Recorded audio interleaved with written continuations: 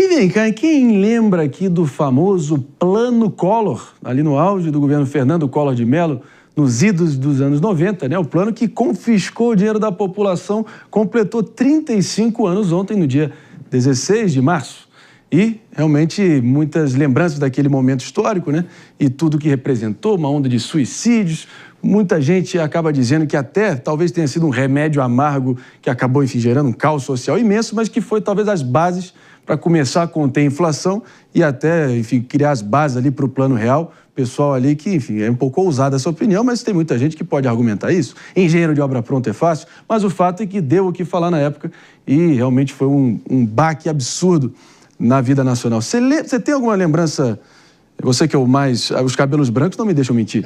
Você que é o mais experiente entre nós, meu caro Felipe Monteiro, alguma lembrança vaga desse período?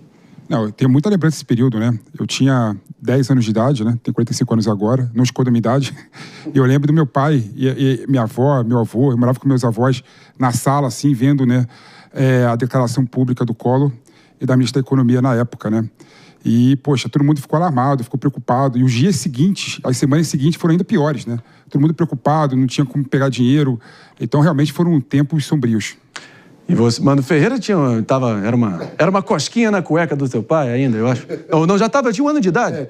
Não, eu vou completar 35 no mês que vem. Então, eu estava na barriga da minha mãe nesse momento. Na barriga da tua mãe.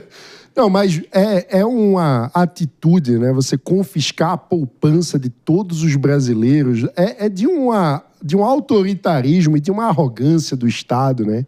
Que é gigantesca. É claro que aquilo não tinha como dar certo e produzir uma memória no cidadão brasileiro que até hoje provoca arrepios nas pessoas. Sim. No fim das contas, eu acho que a grande questão sobre aqueles tempos sombrios da hiperinflação é a importância de termos responsabilidade fiscal para que aquele tempo nunca volte a assombrar os bolsos e as mentes do cidadão brasileiro. Porque viver com hiperinflação é um absurdo, é um horror, é você ter roubado o seu direito de planejar o próprio futuro, porque tudo fica instável. Então, numa data como essa, na minha visão, a gente precisa celebrar a estabilidade econômica e apontar, botar o dedo na ferida da irresponsabilidade fiscal, que é a causa que pode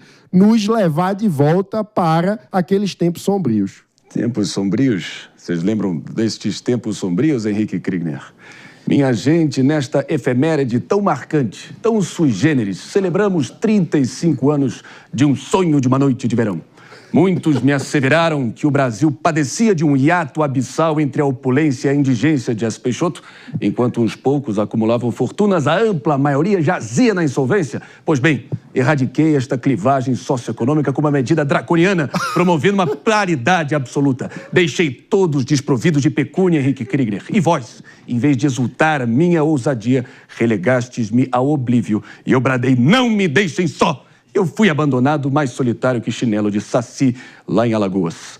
De qualquer maneira, a minha contribuição histórica está cravada nos livros de história, Pepe. Porque isto é uma pantomima, uma patuscada.